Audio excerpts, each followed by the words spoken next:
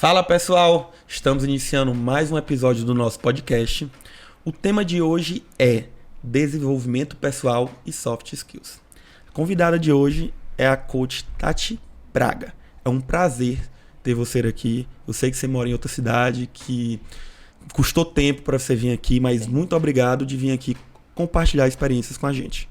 Eu que agradeço o convite. Estou muito feliz de estar aqui. Galera, antes de iniciar o bate-papo em si, queria dar um recado para vocês. Estamos também no Spotify, então agora você pode acompanhar esse trânsito lindo de São Paulo escutando a gente. Então, o link vai estar aqui na descrição do vídeo. Bora lá, Tati. Bora. Conta pro pessoal aí, conta pra mim também, que é curiosidade minha. Sim. Quem é Tati Braga? Profissionalmente, eu sou coach, atuo no desenvolvimento humano. Pessoalmente, sou mãe, empresária, ajudo pessoas a se desenvolverem, ajudo pessoas a encontrarem uma versão melhor delas, né? E se encontrarem na vida pessoal e profissional. E sou de Araraquara, inclusive, né? Que você falou que eu vim de Araraquara, interior de São Paulo. 3 horinhas, né? Como tu 3 falou, horinhas, de lá pra cá. São Paulo pegou um trânsitozinho bom. Um trânsitozinho bom. Mas valeu a pena. Já tinha vindo aqui em São Paulo outras vezes? Já sim. Bacana demais. Eu queria falar contigo um assunto que eu tô tentando abordar mais nas minhas mídias digitais, que é um assunto que eu acredito que cada vez ele vai ter importância maior, que são as soft skills, que entra dentro do desenvolvimento pessoal de cada profissional. O que é que tu acha da importância desse assunto e da importância disso para a empresa, para qualquer empresa? Tá. Independente da medicina. Independente da medicina, geralzão. Tá. O ser humano, ele tem diferentes percepções de acordo com as diferentes áreas da vida dele. Mas a base dessas percepções, ela é a mesma em todas as áreas. O que eu tô querendo dizer com isso? Desde pequenininhos, nós vamos ali acumulando afetos ao longo da nossa vida. Então, nós vamos fazendo relacionamentos. Começamos com os nossos cuidadores, depois nós vamos para os nossos parentes, depois nós vamos para os nossos professores, depois com os amiguinhos na escola, depois nós vamos num relacionamento afetivo na adolescência e nós vamos também no mercado de trabalho. O mercado de trabalho, ele também tem uma relação emocional na vida do ser humano. Tanto é que tem gente adoecendo dentro do mercado de trabalho. Se não tivesse link, não teríamos isso, né? Nós iríamos lá, trabalhávamos, que nem robô, ia para casa e acabou. Teria zero interferência na nossa vida. Total, mas não é assim que acontece. O profissional, ele é muito importante, tanto quanto o pessoal, para você se fortalecer em valores, para você se fortalecer como pessoa, para você criar vínculos, né?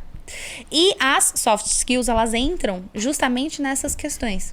De você ter uma habilidade interpessoal para desenvolver um trabalho técnico.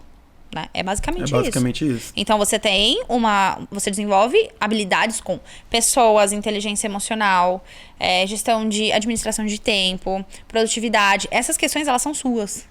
Por mais que você aprenda em treinamentos, mas você pega algumas ferramentas, você aplica dentro de você, ela é de dentro para fora.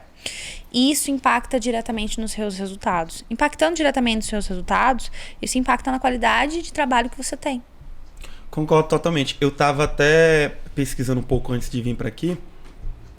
E tem um estudo que fala que devido à quantidade de especializações, de pós, de conteúdo técnico, Sim. que cada vez mais a população em geral vai tendo acesso, por exemplo, levando um pouco para o subnicho da medicina, cada vez mais subespecialistas, isso vai causando, na maioria das vezes, profissionais menos flexíveis. Total. Profissionais focados mais na parte técnica e esquecendo toda a outra parte. Sim. E isso, hoje e no futuro, que vai te fazer diferenciar, vai ser essas habilidades não técnicas, que são as soft skills. Que é você ter a capacidade de desenvolver tudo isso. Sim. Vai ser diferente. É mais chato até às vezes você de quantificar isso, porque não tem como você mostrar um currículo e falar, eu sou desse jeito ou eu sou proativo. Não tem como você falar isso. Não, você não prova. Você só vai conhecer e saber daquilo durante o seu exercício de trabalho. Então eu acredito que isso seja muito importante e vai se tornar muito importante lá na frente. Dessas soft skills, qual é que tu acha que é a mais importante dessas habilidades? Tu só pode escolher uma, não tem como fugir. Dá pra fazer um top 3? Porque na hora que eu pergunto, eu falo, não, mas tem essa. Não, uma. Tem que eleger uma e vai embora. A proatividade. Sabe por quê? Da proatividade, todas as outras vêm por tabela. Então, uma pessoa proativa, ela vai pegar a responsabilidade pra ela, ela vai desenvolver a comunicação. Ela vai desenvolver a inteligência emocional. Ela vai desenvolver a gestão dela, de produtividade, gestão de tempo. Eu iria assim, pessoalmente falando, eu iria na proatividade. Essas questões que você trouxe, das habilidades técnicas, que a gente chama de hard skills, elas também são importantes. E elas estão no currículo. A gente consegue comprovar. Isso, é aquela certificação. Formei em tal lugar, tá aqui assim, assim, assado. Exatamente. Agora, as soft skills, você só consegue identificar no dia a dia. Você só consegue identificar no relacionamento. Você só consegue identificar ali, realmente na ação da pessoa, que você consegue verificar se ela tem ou não tem essa habilidade. Entendi. Na área médica, eu acho que tem uma dificuldade muito grande. Como eu te falei, eu coordeno alguns hospitais, então eu lido com vários médicos, principalmente médicos que acabaram de formar e estão ingressando no mercado de trabalho. Então a gente percebe que são pessoas. E são pessoas umas muito diferentes das outras, cada um com um perfil. E a gente vai observando a evolução de cada um deles, que tanto da responsabilidade, de comunicação. Tem uma coisa que eu acho que tu não vai entender tanto, que é muito clássico dentro da medicina. Quando você forma e é formado, você vai trabalhar no pronto-socorro. E lá você tem que levar um paciente muito grave, ele vai para UTI. Aí você tem que pedir a vaga para o médico mais velho que está na UTI. E dependendo de como você peça, ele pode aceitar ou não.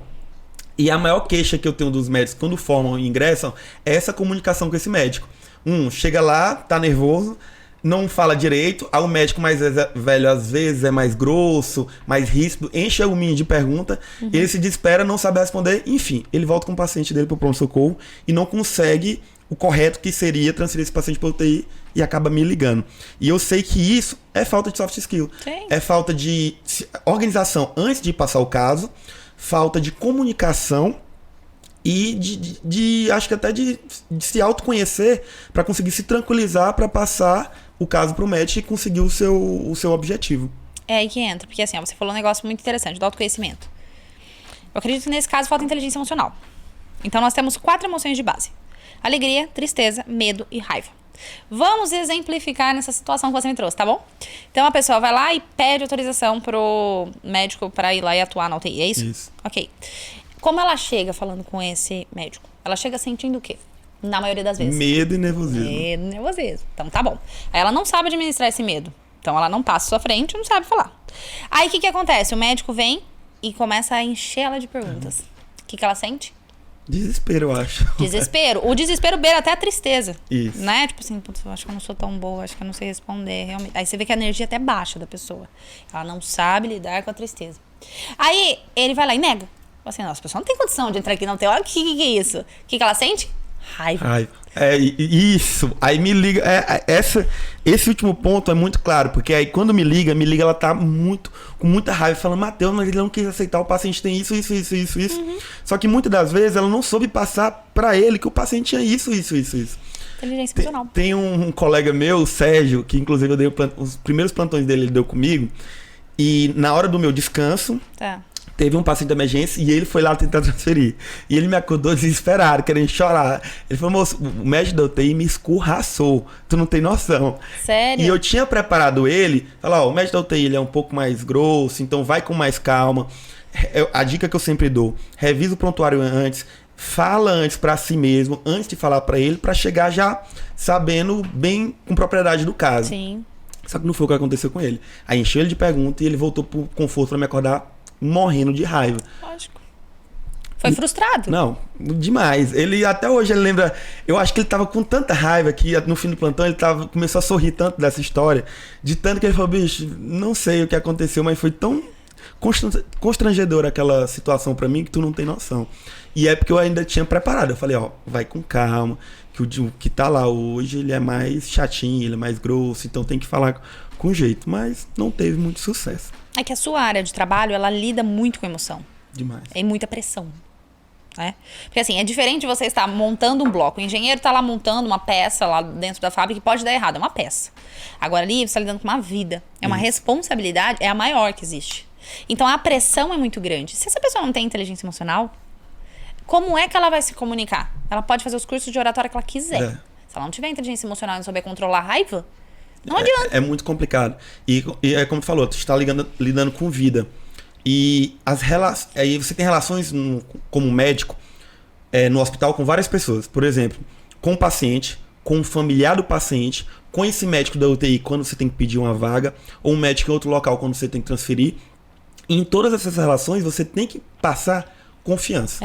Se você não passa confiança, muitas das vezes você não vai conseguir o objetivo que você acha que é o mais correto ali, que seja transferir um paciente para UTI ou transferir um paciente para outro hospital, ou fazer com que o paciente acredite no seu tratamento, acredite no medicamento e tome a medicação que você pediu. Sim. Porque eu já vi muitas vezes você não passar confiança pro paciente e o paciente simplesmente virar as costas, sair e não tomar um remédio. E lá na frente ele tem um prejuízo de saúde por conta disso. Sim. E parte da culpa é nossa, porque a gente não conseguiu transmitir aquela informação da forma correta. E a confiança eu acho que vai pro autoconhecimento, entra dentro da soft skills do autoconhecimento. Como que ela vai passar confiança se ela não sente? Ela não sabe que ela tem a capacidade de ir lá e resolver o negócio. Ela Justamente. não sabe. Ela não sabe. É todo um processo, entende? Então ela vai lá e ela testa. Então aí nesse caso, ele foi lá na UTI, passou essa situação. Quais são as possibilidades, né, dentro dessa situação? Dele não querer pisar no UTI tão cedo de novo. A galera cria trauma. Não quero quando UTI. tá no plantão, por exemplo, tá eu e tu no plantão, e a gente formou agora, a gente tá inseguro. Quando aparece um paciente grave que tem transferido pra UTI, fica brigando pra ver quem vai lá na UTI conversar com o médico pra fazer a transferência. Tá vendo onde entra a proatividade? Isso. O proativo, ele vai. Justamente, ele vai, bota da Ele cara a fala, tapa. o que eu precisar fazer, eu vou fazer pra resolver, pra esse médico me aceitar e ele que lide com esse negócio dele aí. Por isso que eu acredito que de todas as skills, essa é a mais inteligente. Eu concordo totalmente com o que tu falou, e eu acho aí também o autoconhecimento. Sim. Porque o autoconhecimento, ele te dá a propriedade para te dar confiança para fazer as coisas. E de você saber o que você deve melhorar. O autoconhecimento, você vai ter o conhecimento, identificar em você mesmo quais são seus defeitos e quais são suas qualidades, falar, eu tenho que me desenvolver aqui. Isso. Não, nisso eu sou bom, então nisso aqui eu posso ter confiança, eu posso bancar porque vai dar certo. É minha habilidade nata. Justamente. Me conta um pouquinho do teu trabalho. Lógico, Porque eu vi. É uma curiosidade, na verdade. Eu pesquisei lá no teu Instagram, mas eu falei, vou deixar lá pra perguntar pra me explicar tudo como é que funciona. Mas me fala, de tudo que você pesquisou, o que você mais ficou com dúvida? O que eu mais me interessei. Isso, o que mais assim te picou ali, que você falou, isso aqui é interessante. Isso. É uma coisa que eu preciso melhorar. Eu, particularmente, Matheus, preciso melhorar, que é no gerenciamento de tempo. Ou seja, organização. Eu tenho, no meu dia a dia, eu tenho várias coisas para fazer. Então, muitas das vezes, eu percebo que chega ao fim da semana e a minha produtividade não foi tão boa quanto eu esperava. Tá. Que eu pulei algumas etapas, ou às vezes pesei mais para um lado, para um nicho, e menos para o outro, onde devia ter equilibrado. Então, essa foi a parte que eu mais foquei no teu Instagram. De planejamento de organização. Isso. Que eu adoro. Aí eu falei, não, eu vou conversar com ela que ela vai me ajudar. Claro. Ó, entrando nessa organização, tá bom? Qual que é o meu trabalho? Por exemplo, você me trouxe essa queixa. Eu tenho dificuldades em me organizar. O meu trabalho é identificar qual que é a sua dificuldade dentro dessa questão sua. Porque no final das contas a gente gira em torno das dores parecidas. Identificando isso, eu uso ferramentas para despertar em você o interesse em desenvolver isso. E você, tendo interesse em desenvolver isso, eu desenvolvo organização em você com método, com aplicação, te treinando dia a dia. Como isso? Através de um processo. Você vai semanalmente no escritório, eu te atendo online. Eu atendo o mundo todo através de videoconferência. E aí nós vamos falando sobre o que está acontecendo na tua vida. Então você vai me trazendo a sua visão de mundo. E eu, compreendendo como o Matheus funciona, vou trazendo ferramentas para ele visualizar. Olha aqui, ó, aqui você não tá olhando. Matheus, volta aqui, foca aqui. Presta atenção, ó, você tá vendo isso aqui? Tô. Então, o que nós vamos fazer diante disso? Você saiu da sua sessão, você tem atividades que você precisa entregar. Porque você tem o gap de 6 dias entre uma sessão e outra. Essas atividades você precisa concluir nesses 6 dias e trazer para a próxima. Entendi. Porque é um processo, não é terapêutico. É um processo de começo, meio e fim. Então eu te acompanho. E no final deste processo, que pode durar de 4 a 20 semanas, é para você ter alcançado todos esses resultados que você está buscando. Só que eu só começo ele através de autoconhecimento. Então a nossa primeira sessão ela dura 2 horas. Por quê? Porque eu traço todo o seu perfil de comportamento, que é o que eu vou falar agora aqui com você. Então eu traço todo o seu perfil de comportamento, como você se comporta, por que você faz o que você faz. Da onde veio isso? Qual que é seu vício emocional? Qual que é seu principal sabotador? Onde é que você tende a mudar a rota? Até medo de saber isso, gente. Não, isso liberta. Não tem que ter medo. Isso liberta a vida. Porque quando você sabe onde é que tá o buraco, não fica muito mais fácil você desviar. Fácil. Isso, com certeza. É simples. Você tira a venda, você sabe que o buraco tá ali. Você desvia. Fica mais fácil. E aí, ela dura 6 horas. Então eu faço enneagrama, faço seu teste de autossabotagem. E ali a gente vai falar só sobre você. O que é esse enneagrama que tu falou? Enneagrama, Enneagrama, o que é? O enneagrama, ele é meu querido. Eu digo que eu tenho 2 filhos. Eu tenho o Pietro e eu tenho o enneagrama, né? Porque ele é o meu querido. Eu amo o enneagrama. Ele é uma ferramenta que traça seu perfil de personalidade. Então, da maneira como nós pensamos primeiro, depois sentimos, depois nos comportamos, certo? Então, se você pensar agora, nossa, esse podcast tá muito legal. Eu tô adorando essa conversa. O que você vai sentir? Euforia. Alegria. Como você vai se comportar? Como uma pessoa alegre. A gente vê na postura da pessoa que ela está alegre, ela está bem. Ao mesmo passo, se você pensa assim, nossa, eu tô errando bastante aqui nesse podcast, tô falando um monte de groselha. O que você vai sentir? Tristeza, medo, e aí vai. E aí você vai a cascata vai piorando. E daqui a pouco você para de falar. Essa é a realidade. Então, assim, ó, nós temos pensamento, sentimento e comportamento. O enneagrama, o que eu faço? Um teste. Entendo qual que é o seu padrão de comportamento.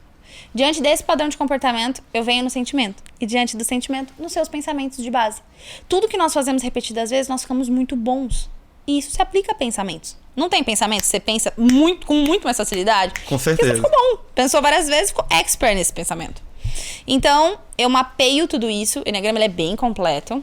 E aí você passa a visualizar como é que você funciona. Vou te explicar mais ou menos um pouco da ferramenta, porque isso pode ajudar muita gente, tá? Pode falar. O enneagrama entende que nós temos 9 tipos de personalidade. Tipo 1, 2, 3, 4, assim que eles são nomeados. 5, 6, 7, 8, 9. Dentro desses 9 tipos de personalidade, nós dividimos em 3 centros de inteligência. Então, 3 desses tipos são instintivos, 3 são mentais e 3 são emocionais. O que é isso? Os tipos instintivos são aqueles tipos que usam o corpo para agir ou para buscar a solução da vida deles. Na grande maioria das vezes, eles agem, depois eles vão pensar e sentir. Entendeu? Entendi. Então, primeiro vai a ação, o instinto. Eu vou lá em busca, depois eu penso e depois eu sinto.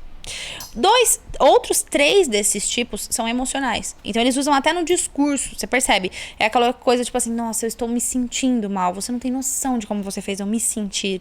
Isso daqui nossa, me dói demais isso daqui. Você vê que é um discurso emocional. Essa pessoa, ela sempre vai se basear no que ela sente para agir. E depois nós temos mais 3 tipos mentais, que são os tipos que vão usar a lógica para agir. Então, primeiro tem que fazer sentido na cabeça. Fazendo sentido na cabeça, ele libera pro corpo e pro coração. Enquanto não fez, fica aqui. Então, tipos 8, 9 e 1 são instintivos. Tipos 2, 3 e 4, emocionais. Tipos 5, 6 e 7, mentais. Cada um desses tipos tem uma motivação para agir. Nós pensamos que motivação é sempre coisa boa, né? Nossa, tem uma motivação. Nossa. Não. Ela pode ser uma coisa ruim. A gente associa isso já. A motivação é um motivo pra você agir. Pode ser ruim. Tá tudo certo. Não é esse negócio que a gente acha, tô com motivação, tô feliz. Não, você bota a motivação pra ficar triste. Aí tá tudo certo. Cada um tem uma motivação. E é com base nessa motivação que ele vai fazendo escolhas na vida dele. Tipo 1. Tipo 1, ele é o perfeccionista do enneagrama. Então, qual que é a principal motivação do tipo 1? É buscar a perfeição. Pra quê? Pra diminuir a margem de erro das coisas que ele possa fazer. Consequentemente, por buscar essa perfeição e ficar muito bom nisso, ele fica absolutamente julgador dele e dos outros, e do meio e das coisas. Então ele busca essa perfeição o tempo todo, pra que nunca ninguém tenha motivo pra falar dele. Então é uma perfeição no jeito que se arruma, no jeito que fala, no jeito que se veste, no jeito que se comporta. E quando ele não consegue atingir esse alto nível, que geralmente na cabeça dele é muito alto, esse padrão, ele se frustra. Por um tipo 1 que vai pro plantão da UTI e não consegue. Você imagina como esse cara sai de lá? Isso, o peso pra ele seria muito maior do que pra outra pessoa. Muito. Porque ele fala assim, meu Deus, eu falhei feio. Eu não consegui entrar no teu falei feio. Foi uma criança muito cobrada. Consequentemente, se torna um adulto que se cobra. Cobrado. É simples. Tipo 1, perfeccionista. Tipo 2, prestativo. Então, tipo 2, ele entende que pra ele ter algo de você, primeiro ele precisa te dar, pra depois receber em troca. Então, se um tipo 2 ele entrar aqui nesse ambiente, ele vai começar a prestar atenção no que talvez a gente possa estar precisando. Precisa completar essa caneca, precisa preencher ali de queijo. O que a gente tá precisando que a gente gosta? Por quê? Porque é a maneira que ele encontra de chamar sua atenção e receber seu carinho e seu afeto em troca. Entendi. Então são pessoas doadoras, são pessoas prestativas, são pessoas que buscam isso, certo? Em contrapartida, quando ele faz isso, ele já tá buscando reconhecimento. Como fica esse ser humano quando não recebe reconhecimento? Não recebe, entendi. Ele já faz pensando no que vem em volta. Exatamente. Certo? Aí vamos imaginar um prestativo na situação da UTI. Ele foi lá e falou assim, eu vou salvar essa pessoa da vida dela, eu vou salvar. Aí vem o médico e fala assim, o que você não tem condição de salvar. E você imagina quando a pessoa vai se sentir. Isso. Aí vem a frustração. Total. Tipo 3, vencedor. Então, tipo 3, ele entende que a performance é algo muito importante. O lugar de destaque, o primeiro lugar, a evidência. Todo o valor dele, ele atribui ao que ele conquista. Aos títulos que ele conquista. Então, ele tá sempre querendo ser o primeiro, querendo estar em evidência, querendo chamar algum tipo de atenção pra ele, porque é ali que ele se reconhece pertencendo no meio. Então, imagine um tipo 3 que quer entrar na UTI e o médico vem e poda ele. Sendo que ele queria ser o único residente que ia entrar na UTI. Sim. Sabe assim? Não, ele vai ficar muito ruim, porque ele tem a vaidade muito forte. Tipo 4 é intenso. Então, tipo 4, à medida que ele tá feliz, ele tá eufórico, super feliz. À medida que ele tá triste, ele tá melancólico e muito triste. Ele sobe e desce numa velocidade absurda. Então, tipo 4, ele não consegue, de fato, lidar com aquelas coisas que ele sente. Sente tudo com muita intensidade. Um lado bom disso é que, da mesma maneira que ele sente dele, ele consegue ter empatia do outro, né? Então, você vai dialogar com, tipo, 4, você conta que você não dormiu à noite porque você está com dor de cabeça, ele vai falar assim, meu Deus, não sei como você conseguiu levantar da cama hoje. Como você tá conseguindo ele vai ficar triste por você. É. Ele se conecta, sabe? Só que imagina um tipo 4 tentando ir lá. Com toda a euforia dele, cuidar de uma pessoa na UTI. Da mesma maneira que ele tá assim, ó, ele vai fazer assim, ó, e não levanta da cama, ele vai pra casa. E aí de você se ligar porque cobrando ele tá no direito dele de ficar pra sempre ali deitado dormindo, entendeu? Tipo 5 é o analítico. Então, tipo 5 ele encontrou uma maneira de se organizar nos estudos, né? São pessoas bem racionais. Pessoas que gostam de estudar. Pessoas que gostam de encontrar soluções para as coisas. E gostam de ter base nisso. Muito inteligentes, assim, sabe? Se apegam ao estudo mesmo. Só que tem um lado, uma contrapartida disso. À medida que ele é super racional, tem dificuldade em se conectar com as pessoas emocionalmente falando. Criar vínculos, né? Porque é tudo muito na racionalidade. Só que um tipo 5, por exemplo, para você colocar em uma situação de pressão, é o melhor tipo para resolver. Por quê? Justamente ele vai por ser bem racional. Não, ele tranquilo. Não vai, o meio não vai interferir na decisão dele. Não. Ele vai olhar tudo, pontuar, você vai aqui, você vai aqui, você vai aqui, você vai aqui. Talvez um 5 conseguiria negociar com esse médico. Com o médico da UTI. Entendeu? Ele chegaria e falaria assim, o que eu preciso fazer para da próxima eu estar aqui? Ele seria proativo, entende? Então, o 5, ele tem essas características. O 6 é o precavido. Então, o 6, ele teve alguma passagem na vida dele que ele teve uma perda de referência de segurança muito grande, assim. Então, pode ter perdido um pai, pode ter perdido uma mãe, ou os pais se separaram, aconteceu alguma coisa ali. E ele entendeu que, por mais que as coisas estejam bem, elas podem ficar muito ruins.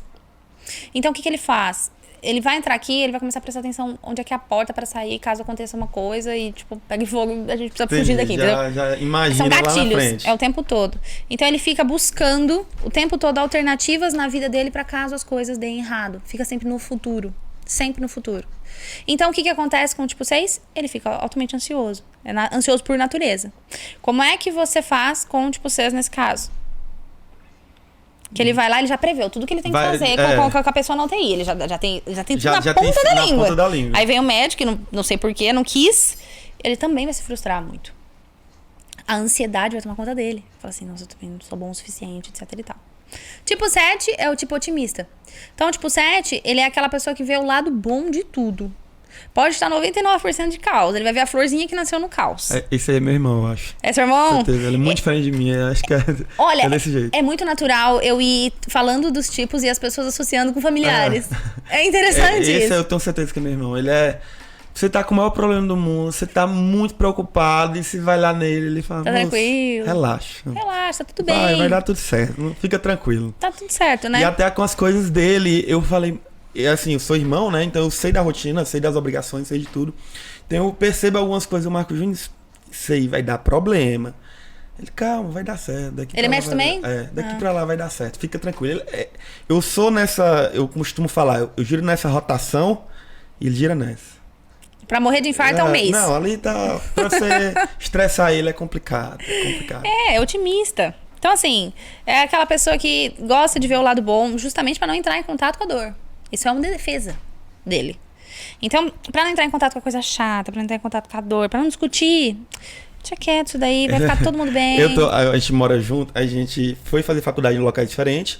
Antes de fazer faculdade, a gente brigava muito. Só que agora a gente voltou a morar junto tem um ano, mais ou menos, aqui em São Paulo. E eu sou nessa rotação, então quero tudo pra ontem, quero as coisas organizadas, quero assim, assado. Ele adotou um método que eu peço a coisa pra ele, ele não diz que não vai fazer. Ele fala sim. Ele concorda com tudo que eu falo. Ele, sim. Só que não faz. Segue a vida dele. Entendeu? Ele não chega aqui pra ti e fala, não vou fazer, você tá errado. Não aceito com isso. Ele, não, aceito, você tá coberto de razão. E sai andando. E acabou. Entre ser feliz e ser razão, ele prefere ser feliz. Sim, e anda. Aí eu falo, queria ser. Aí eu já tem certas coisas que eu desisti. Eu falei, se eu quiser, eu vou lá e faço. Porque ele não dependa dele. Ele não vai. Isso é proatividade, muito bom. Isso ele não vai nem. Aí o que acontece? Ele vai ver sempre o lado bom das coisas. Então tem um lado mais ou menos disso. Ele perde credibilidade, né? Então, com o passar do tempo, as pessoas não contam mais com ele, porque não vai fazer.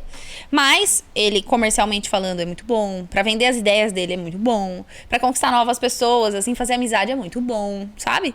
Todo mundo, você tá vendo que todos têm um lado luz e um lado sombra? Entendi. Todos. A sua maior dor pode ser o seu maior tesouro. Entendi. Então, assim, o perfeccionista, a maior dor dele é ser perfeccionista. Mas qual que é o maior tesouro dele? É ser perfeccionista. O prestativo é a mesma coisa. Tô entendendo. É tudo dose. Você erra na dose. Justamente. Você tem que aprender a ter um equilíbrio de tudo isso pra tentar... E ter o bom senso, na realidade, da vida. Por isso que o autoconhecimento é importante. Então, tipo 7, otimista, tipo 8, controlador. Tipo 8, a gente reconhece ele, assim, a uma certa distância. Porque ele tem uma voz... O tom de voz é naturalmente elevado. A pisada é firme. Ele tem uma rigidez, assim, sabe? O tipo 8, ele é muito controlador. Provavelmente pode ter sido uma criança muito controlada. Então, pra não ser controlado, ele entende que ele tem que controlar. Então, são aqueles líderes mais narcisistas, aquelas pessoas que impõem a sua maneira de pensar. Por outro lado, executa tudo que tem na sua cabeça, né? Porque eles são instintivos. Então, eles colocam mesmo pra agir. E o tipo 9? O tipo 9 tá no topo do enneagrama. Por quê? Porque ele fica mediando todas essas relações. Então, ele é o que coloca os panos quentes nas coisas. Ninguém briga com ninguém. Gente, tá tudo bem. Vamos ficar todo mundo bem. Não precisa brigar. Não precisa de conflito, entendeu? Tipo 1, perfeccionista. Olha pro tipo 7, o otimista. Tentem virar amigos, vocês podem se ajudar, entendeu? Tenta ver o lado, vê pelos olhos dele. Isso. É aquela pessoa que escuta os dois lados e consegue encontrar uma maneira imparcial de olhar pra isso. Por quê? Porque ele foi treinado pra isso desde criança. Então foi uma criança que de fato tinha que lidar com conflito dentro de casa. E aí ele encontrou essa maneira de se organizar. Agora entenda, os tipos instintivos que usam o corpo, eles estão muito no tempo presente.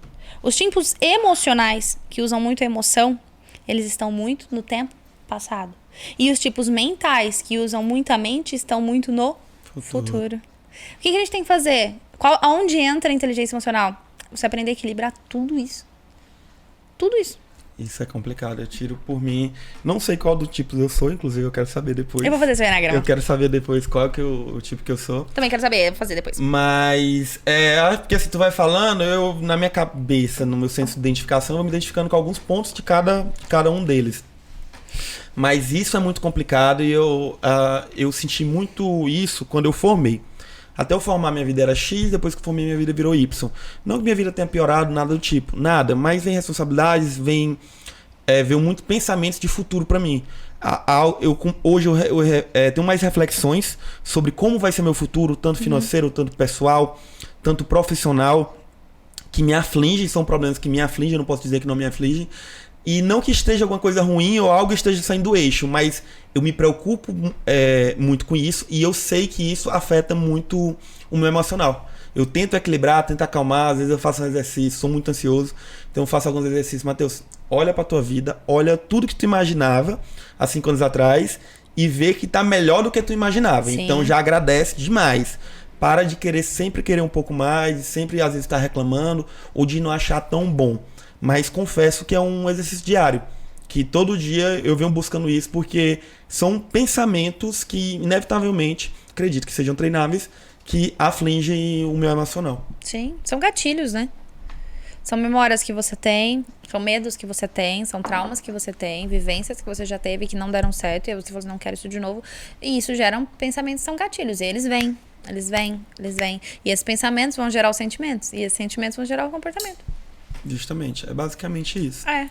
E por isso que eu volto a dizer, autoconhecimento é muito importante, porque é tudo isso que tu falou. Você entender como o seu corpo funciona, tanto fisicamente, tanto mentalmente, te deixa mais fácil para conseguir evoluir e se desenvolvendo como profissional. Muito.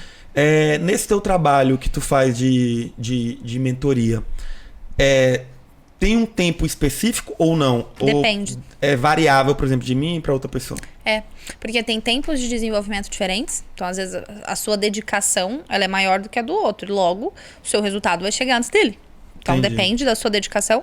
E depende também dos objetivos que você quer alcançar. Se é se são 2, 3, 5, 10. Se eles dependem de um prazo maior para você alcançar, se dá para alcançar agora. Tudo é variável, né? Se tratando de gente, não tem como a gente colocar numa caixa e falar é tudo igual. Não, é impossível. Não dá. Com essa coordenação, eu entendo cada vez mais que, apesar de você ter um perfil de pessoas que vem trabalhar com você, dentro desse perfil existe personalidades completamente diferentes. Completamente, assim, de um extremo ao outro. E até, assim, algo que você, no começo, quando eu comecei, que eu não percebia. Vinha, trabalhava, mas eu não percebia. E depois, com o tempo, você vai começando a ler as pessoas. Na hora que a pessoa vem, vai começar a trabalhar com a gente, eu já consigo traçar mais ou menos o perfil dela e falar, eu acho que eu tenho que ter mais cuidado dessa forma, ou tenho que ter mais preocupação quanto a isso, porque ela é mais desse perfil. Sim. Você vai aprendendo a traçar esse perfil com a galera, que eu acho que é exatamente o que tu faz. Você passa a ter um feeling. Então, assim, essa daqui, se eu apertar muito, vai espanar. Isso, justamente. Essa daqui talvez precisa apertar bastante, porque ela é firme, rígida. Essa daqui, essa aqui melhor nem conversar hoje. Hoje não tá bem, né? Então, depende muito. É de pessoa para pessoa. Os seres humanos, eles são indivíduos, né? E cada um tem sua individualidade. Então, cada um tem sua história, seus traumas, seus medos, suas motivações, sua base familiar, sua vivência. Cada um. Pode ser um irmão gêmeo do outro. Ainda assim, ele vai nascer absolutamente diferente porque tem vivências diferentes. Isso tudo conta muito. Entendi. Deixa eu te perguntar agora uma coisa sobre flexibilidade. Flexibilidade. Se adaptar às mudanças. Sim. Porque eu acredito que isso, nas empresas, cada dia é mais importante. Hoje, para a empresa sobreviver, ela tem que estar em movimento completo. Toda hora ela tem que existir uma mudança dentro daquela empresa para ela estar conseguindo se sobressair no mercado. Consequentemente, seus funcionários que ali estão precisam entender isso e serem adaptáveis a isso. Sim. E a gente percebe que cada vez mais tem pessoas mais inflexíveis no mercado de trabalho. Qual a importância que tu acha disso? E linkando até com o assunto... Eu vou dar um exemplo do Google agora. Daquele estilo de empresa que o Google tenta colocar, que é menos pressão, mais incentivação, você vai cobrar, mas deixar o funcionário um pouco mais livre... trabalhar um pouco das soft skills para ele te dar um desempenho que vai ser consequência de um resultado melhor para a empresa. Gerar mais dinheiro, obviamente. Sim. Mas assim, como que você entende que esse modelo se aplicaria dentro do hospital, por exemplo? De várias formas. Eu tenho até um exemplo, inclusive. Acho que todo mundo, na realidade, em todas as áreas, não só do hospital, acredito que tenha isso. Todo mundo tem aquele colega, principalmente no meio médico, aquele colega, ele formou na USP, ele é muito bom tecnicamente, foi o primeiro da sala, foi o primeiro vestibular, foi o primeiro da residência, é muito bom tecnicamente, ele sabe de tudo. Você pergunta da doença, do antibiótico, ele sabe o porquê, onde começou, quem inventou, como trata, a nova atualização. Ele é estudioso. Isso. Porém, na hora que ele coloca ele dentro de um hospital para trabalhar, ele, a enfermeira, o outro médico, o segurança, o faxineiro, o coordenador, o diretor, ele tem dificuldade de se relacionar com aquele pessoal. Ele deixa aquele ambiente de trabalho mais pesado. É aquela pessoa que você, às vezes, tem que pedir para fazer algo, ou falar, hoje na empresa a gente não pode pedir esse exame, vai ter que pedir aquele, porque está em falta. A gente tem que deixar para o paciente que está mais grave. E você já vai com medo pedir para ele, porque você sabe que ele é mais inflexível. Sabe que ele não vai aceitar muito fácil isso.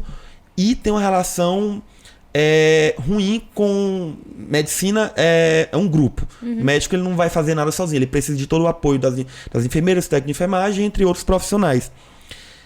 É aquele profissional que é mal visto pela técnica, pelo enfermeiro, que não gosta de trabalhar com ele devido a esse tratamento, devido a essas relações interpessoais. Tá, mas neste caso, como que você implantaria, por exemplo, esse sistema Google de gestão que você trouxe num hospital? Como você ajudaria ele? Você acha que isso ajudaria ele? Eu acho que, primeiro, tem que ter o autoconhecimento. Ele tem que, basicamente, saber onde ele tem defeito, que ele tem esse defeito, porque se ele não souber, ele nunca vai querer melhorar. E tentar colocar numa mesa todo mundo. Para dar sua opinião. Falar, minha opinião é essa, eu acho que é assim, isso pode ser melhorado, eu não tô gostando disso. E ele entender mais ainda que a opinião do técnico, da enfermeira, de todo mundo, vale tanto quanto a dele. Naquela discussão, naquela mesa, que eu acho que é uma coisa que ainda existe muito na medicina, que é esse abismo, falar, não, minha opinião é essa, pra mim tem que ser desse jeito e acabou. Só que muitas vezes essa opinião está errada, a sua equipe que tá trabalhando com você sabe que tá errada, ela tá querendo te abrir os olhos, mas você é inflexível pra dizer, não quero nem escutar, e vai ser assim e acabou. E antigamente, ser médico bastava. O médico podia fazer muito isso. Podia no termo de não tinha outro médico, então era ele, vai você mesmo. Cada vez mais aumentou o número de médicos, de vagas de medicinas, então já se tem uma escolha. Então, a partir do momento que você entra num hospital grande, no Einstein, numa rede dó dessa, e você começa a ter esses hábitos, que eu acho que são até culturais, que são enraizados, você vai perdendo espaço até que uma hora vai chegar, não, meu brother. Não dá pra trabalhar desse jeito. Ou você melhora, ou a gente vai ter que colocar outro no seu lugar. Tá. Não, eu acho super plausível isso. Mas eu não sei se é esse modelo trazendo o Google, né, que tem essas questões de gestão de pessoas muito mais leve. O ambiente, ele é um ambiente diferente, é um ambiente colorido, é um ambiente onde as pessoas elas ficam à vontade, é um ambiente onde é gostoso de se trabalhar. Mas será que esse ambiente, ele se aplicaria na medicina? Será que esse ambiente ele seria interessante para esse ramo de atuação? Isso, aí depende realmente, porque aí ia ser, dependendo do nível de pronto-socorro, qual pronto-socorro, será algo mais ambulatorial ou não. Entendi. Eu acredito que não é para todos. Entende? Entendi, não é para todas as situações. Não. Tem empresas e empresas, tem culturas e culturas, tem necessidades e necessidades, tem resultados que você quer colher e tem resultados que você quer colher. Eu acredito nisso, assim. Que dentro do pronto-socorro realmente é um ambiente mais caótico, é um ambiente de muita pressão, e que realmente acho que se for pegar ferro e fogo e pegar aquele modo de gerenciamento e colocar ali, talvez não dê muito certo. Mas eu falo mais nessa questão da flexibilidade, do profissional entender que ele tem que ser flexível, que ele tem que aceitar de como tá girando ali. Ele tem que entender que ele é uma peça da engrenagem. Isso. Ele não é a engrenagem inteira. Isso. Então ele é uma peça. Se ele parar, as outras peças também vão trabalhar com bastante dificuldade ou param. Então ele precisa entender isso. Mas aí é um trabalho de gestão de pessoas. De um RH, uma gestão de pessoas, departamento pessoal, enfim, eu não sei qual que é o nível de estrutura que se tem dentro dessa instituição, né? Porque tem umas que não conseguem. Não vai ter. Não tem essa estrutura. Mas aí cabe a eles criarem programas e situações para que esse colaborador, ele se sinta à vontade para trazer essas pessoas. Só que ainda assim, o autoconhecimento, ele fica muito mais importante do que tudo. Porque, vamos lá, volta nessa pessoa. Você já se perguntou por que ela é tão fechada? Na verdade já, mas não fui a fundo. Qual é o medo dela? Isso. Existe uma motivação. Com certeza. Qual é a motivação? Aonde dói? Porque dói. É aquela velha história. Em ferida aberta até carinho machuca. E é assim que funciona. E aí, o que acontece? A pessoa não consegue se relacionar com ninguém. Ela não consegue passar o conhecimento dela com ninguém. Ela está bloqueada, ela está fechada. Tem um motivo para isso. Entendi. Tem que descobrir essa causa para conseguir tratar esse problema. Ele se sente confortável. Ele não se sente confortável. Da mesma maneira que essas pessoas não sentem que ele acolhe elas, ele também talvez não se sinta acolhido. Tô entendendo. Entendeu? Tá cada um fazendo ali cada um no seu orgulho, o negócio não vai pra frente. Autoconhecimento de novo. Isso, quando eu li antes de vir pra cá, acho que é Daniel Goleman, um psicólogo. O Daniel é da inteligência emocional, né? Isso, ele falou que o autoconhecimento, ele acha, na visão dele, seria uma das principais soft skills, porque a partir dela você consegue desenvolver ou ter capacidade de saber onde você tem que desenvolver aquelas qualidades em você, no profissional e etc. E ela não só ajuda no profissional. Isso. Se você tem inteligência emocional, você tem relacionamentos melhores. Se você tem inteligência emocional, além de você colher resultados, as pessoas à sua volta começam a se inspirar nos seus comportamentos, elas também começam a desenvolver uma certa inteligência emocional. No seu discurso, você inspira. Quando você tem inteligência emocional, você começa a entregar trabalhos melhores. Você começa a entrar em ambientes melhores. Você começa a valorizar o seu tempo. Você começa a valorizar a sua energia. Você começa a valorizar as suas habilidades. A vida inteira muda. Não é só profissional. Muda completamente o ser humano como tudo.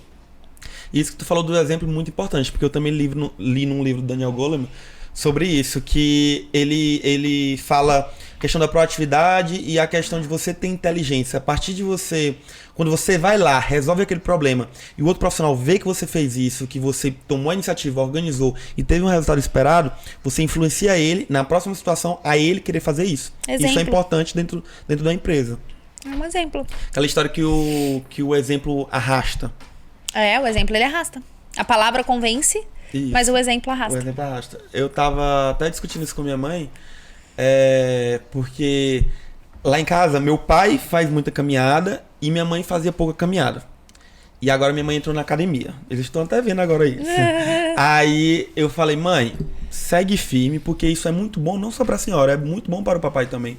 Por quê? Porque ele vai sentir e vai ver, ó, poxa, à tarde ela tá saindo pra fazer aquele exercício. Então, naturalmente, ele vai sentir a vontade de também ir, porque ele tá vendo os benefícios daquilo.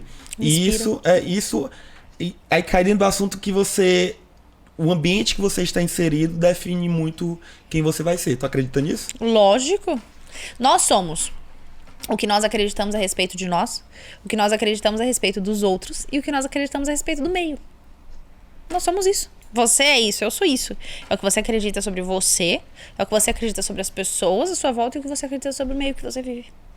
Mudou o meio, você muda a sua visão. Justamente. E se você tá no meio de pessoas que estão indo para essa mesma direção, naturalmente, hora menos hora, você vai acabar se pendendo para lá. Seja pra uma direção boa, seja pra uma direção ruim. Exatamente. Agora até um assunto mais filosófico, porque todo mundo... o homem, ele é produto do meio, sim. Mas tu acredita que isso seja determinante ou não? Acredito. Que o meio seja determinante para o que aquela pessoa vai ser, até onde ela vai chegar, o tipo de educação, tudo isso. Não, assim, ó. O que é determinante? É como ela vê o meio. Então, por exemplo, tá? A gente tá num ambiente sujo. Todo sujo, cheio de sujeira, lixo no chão. E tem uma florzinha ali. Você pode olhar tanto esse ambiente e falar assim, nossa, esse ambiente tá sujo. Quando você pode olhar e falar assim, nossa, olha que bonita flor. É o mesmo ambiente. É como você visualiza ele. Então, o meio, ele é determinante? O meio, não. Mas o modo como você tá visualizando o meio, sim. Porque você está nele. Você está inserido nele. Você tem crenças sobre o meio, as pessoas e você. Então, é sempre de dentro pra fora. Não é de fora pra dentro. E tem outra coisa. Você pode escolher o meio, né? Em partes, né? Ninguém é obrigado a nada. Não, mas em partes. Quando você é adulto. Quando você é criança, quando você escolher seu meio. Você pode até... Criança, adolescente. Assim, de 10 meios você pode escolher um. Os outros 9 se foram escolhidos pra você. Ok, mas você pode visualizar esses meios de maneira diferente. Isso eu concordo. A forma que você vai visualizar aquilo ali... Aí beleza, porque aí vai dar... Você vê o lado bom ou de entender, ó, esse meio não é tão bacana, não é aqui que eu quero estar daqui a 10 anos, então eu vou focar nessa coisa boa e vou. Porque assim, senão nós não teríamos discrepância entre 3 filhos que foram criados no mesmo meio. Isso. Um se dá bem, outros 2 não. Num meio caótico. Por quê? É a forma como eles enxergaram toda aquela situação. Então assim, os 2 olharam aquilo como exemplo de ser e um olhou e falou assim, esse é um exemplo de como não ser. Entendi. O meio influenciou da mesma maneira. Totalmente. Quero falar contigo agora sobre um assunto que eu gosto muito, que é oratória. E eu já vi que tu fala muito bem, tu conversa, se comunica muito bem. Adoro. Quero saber a importância disso no mercado de trabalho. técnicas de você aprender a melhorar a sua comunicação. Se tu fez algum curso, se tu faz algum exercício, fala pra galera aí como melhorar a oratória e comunicação, não só a oratória em si. Matheus, minha relação com a oratória sempre foi muito leve, porque desde criança eu gosto de me comunicar. Então, assim, se você for ver meu vídeo no aniversário de 15 anos, que minha mãe falou lá, homenagem pra mim, ela vai falar, a Tatiane sempre foi muito falante, gosta de se comunicar. Eu adoro me comunicar. Sempre foi de mim. Então, se eu te falar assim, eu era tímida e vencia a timidez. Não, mentira. Sempre gostei de me comunicar. Só que eu acabei indo para um trabalho, eu acabei usando desse gosto de me comunicar para comunicar o que eu tava pensando e sentindo, né? Então, assim, só pra te contextualizar, tá? Eu morava em São João da Boa Vista, conhece? Não. Do ladinho de Campinas, pertinho. Não conheço. Morava Interior lá. de São Paulo. Interior de São Paulo, divisa com Minas. Morava lá. Voltei pra Araraquara. Peraí, agora eu quero saber da tua vida. Tu nasceu aonde? Araraquara. Araraquara. É. Aí de lá saiu quando já tava adulta. Sim, saí, casei. Casei e foi pra lá. Casei e fui pra São João. Aí, eu vivi em Araraquara, depois eu acabei me mudando pra São João, casada. Aí me divorciei quando eu estava em São João. E voltei pra minha cidade natal com o Pietro. Eu voltei. Eu não tinha carreira mais. Eu abandonei o negócio que eu tocava. Voltei... Estaca zero, tudo de novo, né? Então me divorciei, vou com um filho, um cachorro que eu tinha comprado fazer 45 dias e voltei. E aí voltei, inclusive, pra casa dos meus pais na época. E aí o que aconteceu? Eu, nesse processo todo, eu fiz minha primeira formação em coaching quando eu vivi minha primeira crise no meu casamento. Eu falei assim, eu vou entender o que tá acontecendo aqui, eu preciso mudar esse cenário, eu não quero. Tal. Preciso entender esse problema. Mas eu acabei me conhecendo. E aí aquilo me fortaleceu demais. E eu falei assim, nossa, acho que tem uma coisa aqui que eu não visualizei como eu deveria. Quando eu me separei, eu tava nesse processo de certificação. E eu mergulhei nisso, porque era o que eu tinha pra fazer. Eu não tava sem trabalho. Eu com meu filho piquititico. Com uma vontade de viver no zero. Eu tava com depressão, né? Eu voltei num processo... Eu já estava com depressão em São João e voltei tomando ainda. Remédio, daquele jeito que você já imagina. Aí eu comecei a compartilhar a maneira como eu via tudo isso e o que eu estava estudando no meu Instagram. De uma maneira... Eu nunca pensei nisso como um negócio. Era assim, de coração pra coração. Ó, vou falar que funcionou pra mim, vê se funciona pra você. Sim.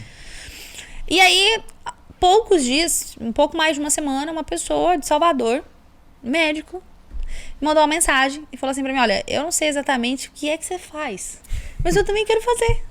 Eu falei, nossa, sério? Ele falou, sério. Eu falei, bom, vamos lá. Eu acabei de me certificar e eu tenho um processo, assim, se você quiser. Peraí, deixa eu entender. É porque eu não entendo desse mundo de coach e tudo isso. Como é esse certificado? Tu fez aonde? Eu fiz vários, né? Esse foi a minha primeira formação. Então, assim, eu fiz a formação em neurocoaching, depois em analista comportamental do Enneagrama, depois em inteligência emocional, psicossomática, argumentação. Aí depois saí das escolas de ferramentas técnicas, aí fui para oratória, né? Que eu fiz a minha formação lá em Araraquara. Faço até meu filho também, eu inscrevi ele tá também no curso de oratória. Depois também fiz MBA em psicologia organizacional. O que mais de cursos? Assim, desses cursos eu fiz muito. Todas as áreas. Tudo que eu precisava. Tudo que eu precisava. Tudo. Tudo que você possa imaginar na área de inteligência emocional. E aí ele chegou e eu falei assim, olha, que eu posso te ajudar, eu posso montar um processo pra você. Como eu já fui atendido um dia, porque eu sempre tive coach, né? Aí ele falou, eu quero. E ele fechou e eu comecei a atendê-lo. 3 dias depois de eu atendê-lo, veio uma outra pessoa. Eu falei, gente, que é isso? E aquilo virou um negócio. Então, assim, eu comecei a atender online, depois aluguei uma salinha, depois adquiri a minha sala própria e montei meu escritório. E assim as coisas foram caminhando, entendeu? Aí, onde entra a oratória? Se você for analisar, ela tá comigo desde sempre. Por quê? Porque foi abrindo o meu coração e me expondo que o meu negócio virou, não foi o contrário. Porque hoje muitas pessoas são assim, né? Elas querem abrir um negócio na internet e elas falam, preciso desenvolver oratória. O meu foi o contrário. Eu abro um negócio na internet e depois isso vira negócio. Entendeu? Entendi. Foi assim. Tu foi produzindo conteúdo praticamente e depois que isso foi se formulando e tu vê, opa, pode ser um negócio aqui. Eu posso faturar, eu posso viver disso. E aí eu fui me especializando em outras áreas para me dando mais sustentabilidade, para começar a atender grupos, para eu começar a fazer os cursos online. Aí vieram pessoas me fazendo propostas de fazer os cursos online. Eu tenho um curso online, né, do controle de autossabotagem, que ele tá girando, tá sempre disponível. Então, Tudo isso foi acontecendo. Quando foi? Há uns 3 anos atrás, pouco antes da pandemia, eu tive a oportunidade de fazer o curso de oratória. E a escola, porque assim, eu não sei se você conhece o Sebrae. Conheço. Então, o Sebrae é um grande parceiro meu lá em Araraquara. E eu fiz o Empretec do Sebrae. E dentro do Empretec, a Vox2U estava sendo... O proprietário da Vox2U estava lá na mesma turma que eu. E na época a gente estava discutindo sobre esse modelo de negócio dentro do Empretec. Era muito legal. A gente foi até na inauguração, a turma toda, foi muito bacana. Nesse meio tempo, a Vox saiu de um empresário e foi para outro que comprou uma parte. E essa outra é uma amiga pessoal minha. Inclusive, nossos filhos estudam juntos na mesma escola. E ela me convidou. Falou, vamos lá conhecer a escola, como é que tá agora? E tudo mais, né? Vamos fazer um curso. Eu falei, por que não? O curso de oratória tu fez lá? Fiz lá. Lá, né? Entendi. E aí, o que aconteceu? Eu gostei muito da oratória em si, lógico, adoro. Mas também do pessoal que faz o curso de oratória. Porque o pessoal que busca esse tipo de desenvolvimento, ele é diferente do pessoal que busca o desenvolvimento técnico, que a gente tá falando, né? O pessoal que busca essas habilidades interpessoais, habilidades humanas, eles têm uma maneira diferente de visualizar, que estão investindo no autoconhecimento. Então, dali, eu encontrei vários outros clientes pro meu negócio, depois foram fazer coaching comigo. Então, a minha relação com a oratória voltou a circular ali, ó, na minha vida. Sou eu e a oratória. E aí, depois, veio a oportunidade de abrir a turma de Vox Kids, Vox2U Kids, lá em Araraquara. Eu escrevi o Pietro. Então, esse ano todo, todas as sextas, ele vai lá e faz a sua aula de oratória. Também tá apaixonado. Isso é muito importante. É de demais. Verdade.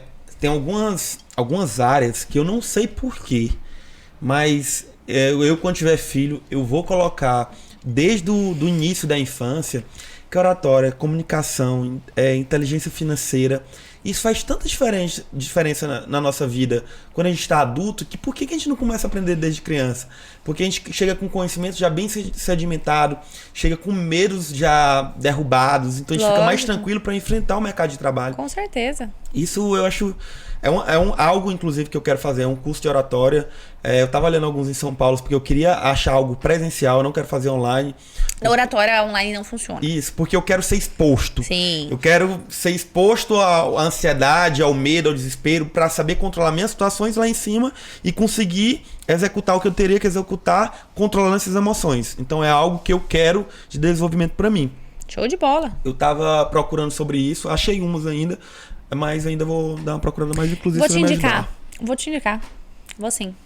E aí, depois disso, a oratória ela já então tá comigo desde sempre. E aí lá eu aperfeiçoei algumas técnicas, né?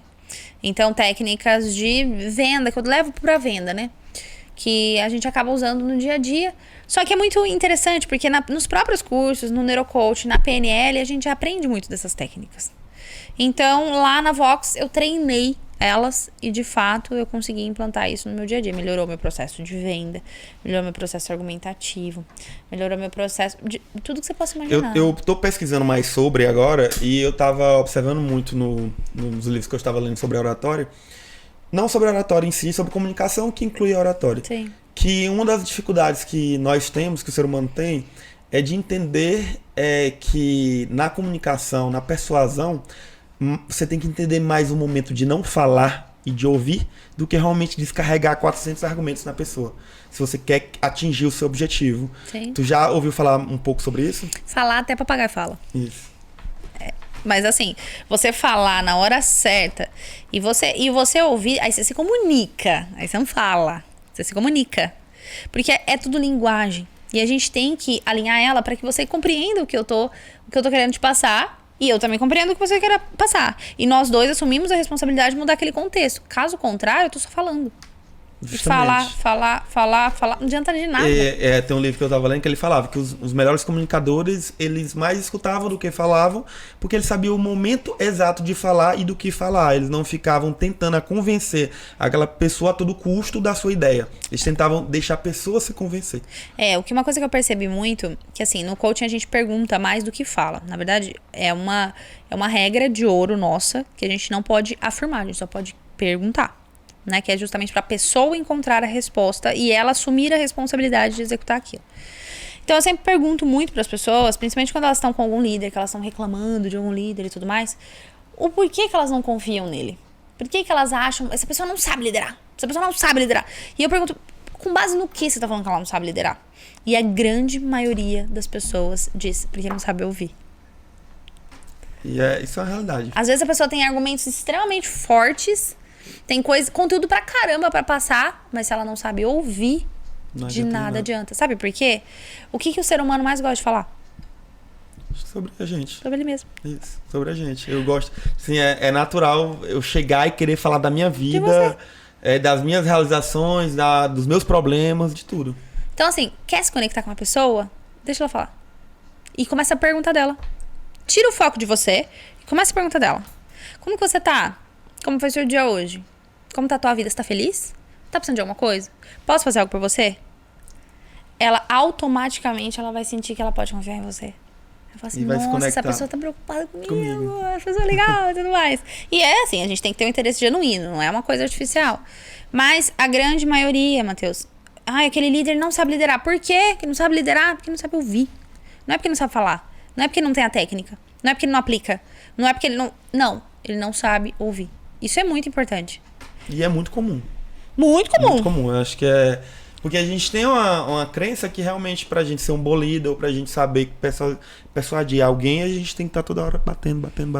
Ouve. E ao contrário. Ouve. Começa a ouvir. Tu falou uma coisa importante aí, eu quero, assim... Sou leigo no assunto e acredito que muita gente esteja assistindo também. Eu posso pegar um queijo? Fica à vontade, pode pegar tudo. Vai. É sobre o PNL, acho que é Programação Neurolinguística. O que é isso? Para que serve? Porque eu realmente não sei como funciona. Escutei falar, obviamente, em alguns locais, mas não sei exatamente qual o funcionamento disso e a importância disso pra gente. E de que forma isso vai agregar em algum momento da nossa vida? Tanto do lado pessoal, tanto do lado profissional. Lembra que pensamento gera sentimento e sentimento gera comportamento? Começa tudo aonde? Pensamento. A programação neurolinguística, ela estuda isso. Ela estuda todo esse ciclo que ocorre dentro de você para fazer você agir da maneira como você age. Você mudando o pensamento, você muda a tua vida. E você tem pensamentos que você não percebe. Então, basicamente, você vai programar os seus pensamentos. Isso. Não programar, porque senão fica uma coisa fria. Mas compreender o que você tem, de alguma maneira, inverter eles todas as vezes que eles aparecerem. E aí, de tanto você fazer isso, você vai ficar bom em outro tipo de pensamento. Nós temos mais de 60 mil pensamentos por dia. Desses mais de 60 mil, 90% deles são repetidos todos os dias. É o mesmo pensamento. Isso eu posso afirmar, porque, como eu te falei, eu sou ansioso. Então, eu acordo, eu já tem alguns problemas. Nem são problemas, eu tenho consciência que não são problemas, são preocupações que eu tenho do futuro, que todo dia eu acordo pensando na mesma preocupação, sendo que no dia anterior eu pensei nessa preocupação, eu vi que não existe, não preciso me preocupar porque não vai acontecer, que eu já me preveni para esse problema, mas mesmo assim eu acordo pensando a mesma coisa e ela me dá aflição até eu entender de novo, me botar no lugar e falar calma. É assim. Então, e a gente trabalha isso. Entende o que está acontecendo aí na sua cabeça, né? Quais são esses pensamentos, a origem deles, quais são seus medos, quais são suas aflições, quais as motivações. Muda todo esse cenário. É devagar e sempre. Mas pensa, 1% ao dia, 100 dias você já mudou o ciclo inteiro. Então, é sempre tomar consciência de que esse processo ocorre, de que mais de 90% dos seus pensamentos são os mesmos todos os dias e querer mudar isso. Essa é a programação neurolinguística que a gente estuda. Sim. Outra coisa, isso é mais curiosidade minha, por exemplo, eu quero aprender desse mundo de coach hoje. Como é que eu faço isso? Para atender? Eu quero entender, como tu entendeu, o funcionamento disso. Saber o porquê. Porque saber analisar uma pessoa, formas de analisar, qual o caminho que eu devo ir? O coach, ele não analisa pessoas, tá? O coach, ele te instiga a andar pra frente, basicamente isso. Quem analisa a pessoa é o analista comportamental. Então, você pode procurar uma formação em alguma ferramenta que você se identifique. Pode ser o Enneagrama, pode ser um DISC. Hoje a gente tem muita ferramenta legal. E aí você faz uma formação nessa área e você vai começar a entender de pessoas. Uma formação séria, uma formação que você consiga realmente ter base. Agora, caso você queira atender e ajudar pessoas com base nessa sua análise a mudar de comportamento, aí você procura uma escola de coaching. Aqui em São Paulo mesmo tem várias, né? escolas grandes, escolas boas, depois eu posso te indicar. E você se inscreve e faz uma formação. Se você vê que isso é pra você, profissionalmente falando, tipo, vou atuar como coach mesmo, oficialmente, cobrar, beleza. Se você quiser usar isso apenas no seu trabalho, e também pode usar no seu trabalho de uma forma informal, por que não? Tá tudo certo, isso aí é de você. Mas hoje, você procura uma escola que seja responsável em te ensinar isso. Hoje tem várias boas.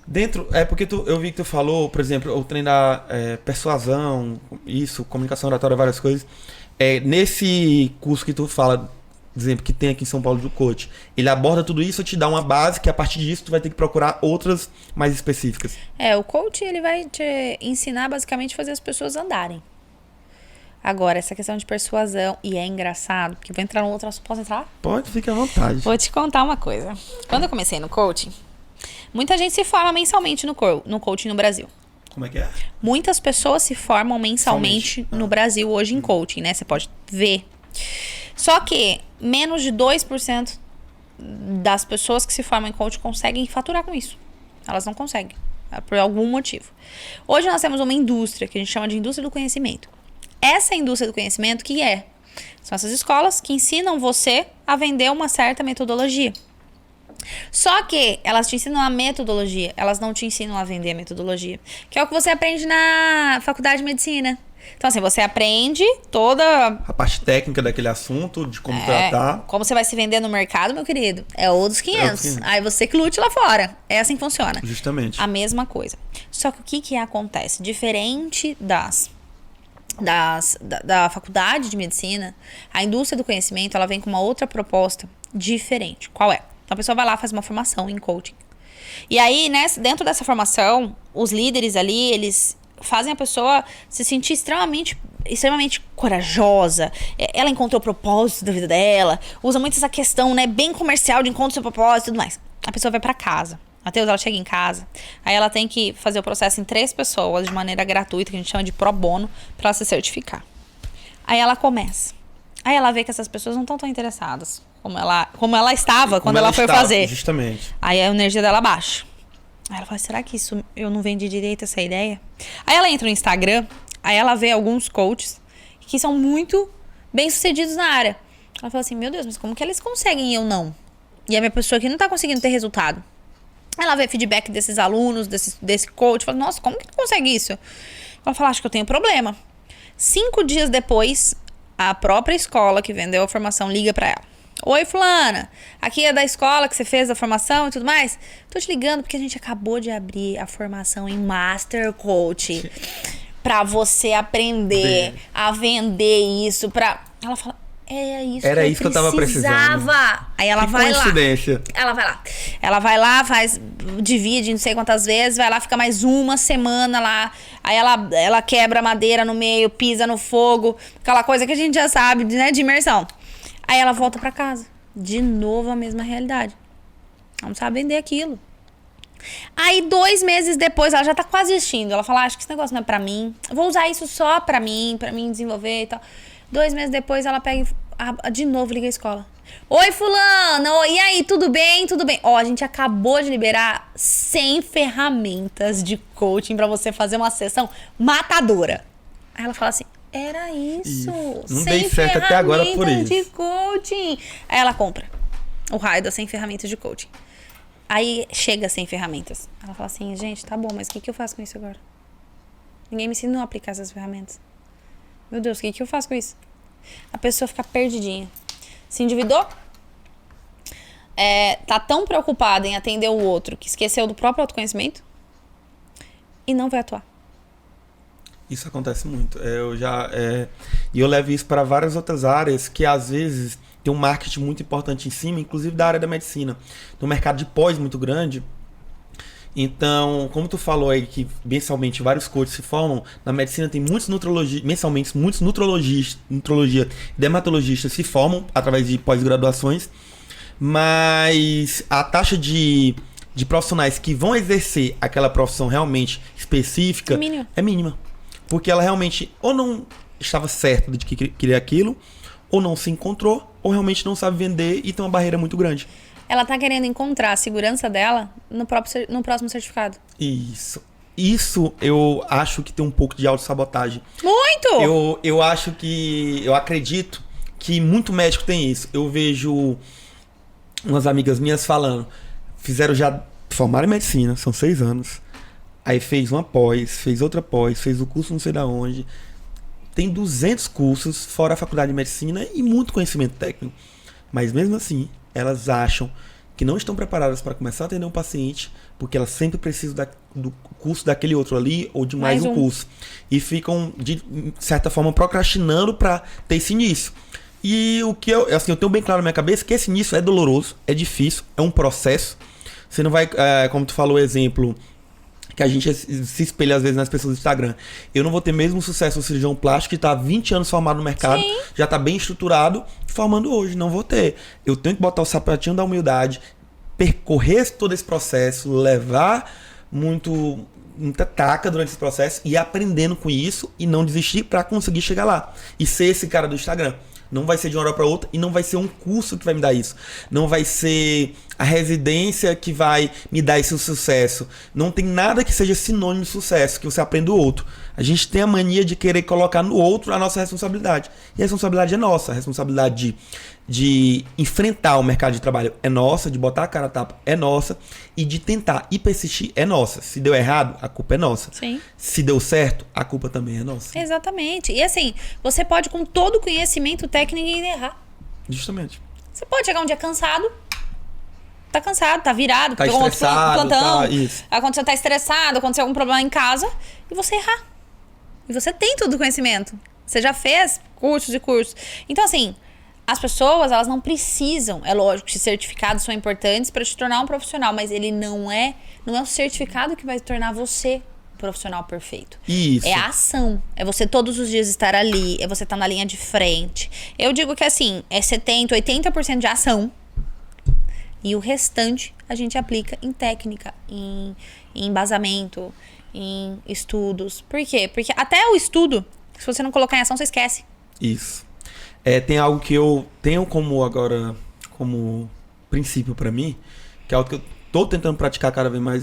Qual é? É a ação, é ter resultado. E quando eu falo ter resultado, não é resultado bom ou ruim, é ter resultado. Então, numa área da minha vida que eu acho que eu devia já estar produzindo mais, que é a área do digital, principalmente pro Instagram, que eu produzo já até bacana pro YouTube, então eu falo assim, eu preciso nessa semana ou nesse mês ter resultado. Se o resultado for ruim ou bom, não faz diferença. Mas eu preciso ter resultado. Por quê? Se for resultado bom, ótimo, eu coloquei em ação, deu certo. Se for resultado ruim, ótimo também. Eu coloquei em ação, deu errado, eu aprendi, tenho que melhorar e mais lá na frente vai dar certo. Porque para dar certo, eu tenho que errar bastante e vou me moldando durante esse processo. Mas para tudo isso acontecer, eu preciso ter algum tipo de resultado. Se eu não tiver ação, é isso. Não tiver resultado, nada adianta. É basicamente isso. Então, virou uma indústria. Entende? E aí as pessoas, elas ficam buscando isso. Sendo que pra você, primeiro, você tem que ter aptidão. Eu acredito que não é o que você faz, é como você faz. Então não é o que você sabe da medicina, mas é como você aplica o que você sabe. É como você olha para o seu paciente, é como você entende o que ele tem, é como você conduz o que você tem ali de arsenal. Eu acredito nisso. O que me destaca, às vezes, de um outro profissional não é o coaching que a gente faz, porque o que a gente faz, a gente foi formado na mesma escola, mas é o como a gente aplica aquilo que a gente foi formado. Justamente. É o como a gente ouve, como a gente olha. Levando pro lado da medicina, é isso aí. Na faculdade, vai formar 100, hoje forma 100 alunos em uma turma, então 2.000, 3.000 por ano, não sei os dados corretos. Na residência, que são a especialidade da mesma forma, a diferença que você vê numa mesma especialidade, um ortopedista muito bem sucedido e o outro não, é a forma que ele aplica aquilo, a forma que ele se vende. Nossa, a forma que legal você falou. E tá dentro da mesma... Porque na medicina é muito comum falar mal da especialidade. Falar, por exemplo, não faz ortopedia não, que ortopedia não tá dando dinheiro, ortopedia tá muito ruim. Tá. Não, ginecologia dá muito processo, não faz. Cirurgia plástica, vixe, você vai gastar muito dinheiro com marketing, vai ter que pagar blogueira e vai levar muito processo nas costas. Mas dentro dessa mesma especialidade, tem um cirurgião plástico muito bem sucedido e o cirurgião plástico que não é bem sucedido. Da mesma forma na ortopedia e em todas as especialidades. Então vai depender de você. Sim. O seu sucesso depende exclusivamente de você. Não é a especialidade que vai definir o seu futuro. Eu vou te dar um exemplo do que aconteceu. Há 13 anos atrás, meu filho foi pular de um brinquedo no parquinho, caiu de cotovelo, quebrou o braço. Levei ele no 24 horas, que era noite já. Levei ele no 24 horas e aí o pediatra atendeu ele, fez raio-x e falou assim, olha, ele não tem nada. Tá tranquilo. Tá tranquilo. Isso é uma manchinha de crescimento, ele ainda falou. Falei, beleza, fui pra minha casa. Esse menino, ele dormiu gemendo de dor. Falei, gente, tem uma coisa errada. No outro dia, levei de novo no 24 horas. O pediatra olhou, pediu de novo um outro raio-x. A moça olhou de novo, que já era outro médico. Olhou, falou assim, não tem nada. Isso daqui não tem nada. Só que a minha sorte é que o radiologista falou assim, olha, eu acho que tem fratura. Se eu fosse você, procurava um especialista. Eu falei, tá bom. Então, o que eu fiz? Então, assim, o radiologista, presta atenção. Na hora de fazer o raio-x, ele percebeu isso. Ele percebeu. Os dois médicos que passaram pro ortopedista não perceberam. E fui embora. E meu filho com dor. Aquela coisa de instinto de mãe, né? Já passei na farmácia, comprei uma tipóia. Falei, eu vou remendar esse negócio. E aí ele colocou a tipóia e eu marquei com o ortopedista. Doutor, não vai botar nem uma talazinha não, doutor.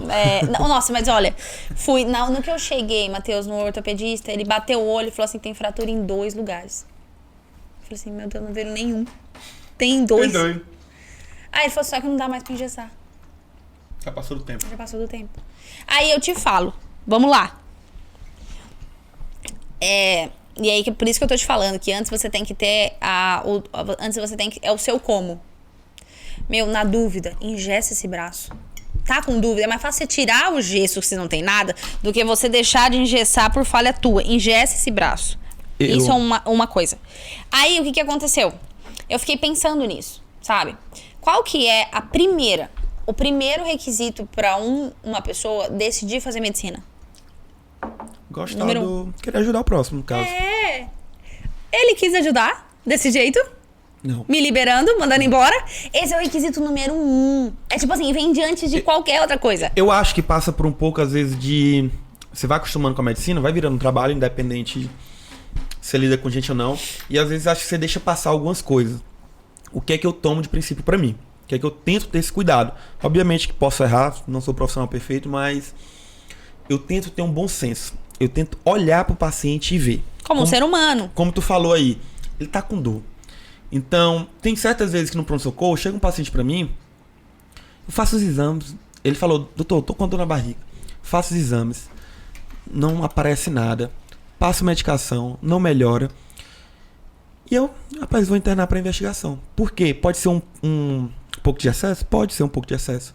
Mas eu vejo, esse paciente ele tá com dor, ele não tá melhorando. Eu não consigo identificar o que ele tem, mas eu sei que pra casa ele não dá pra ele ir.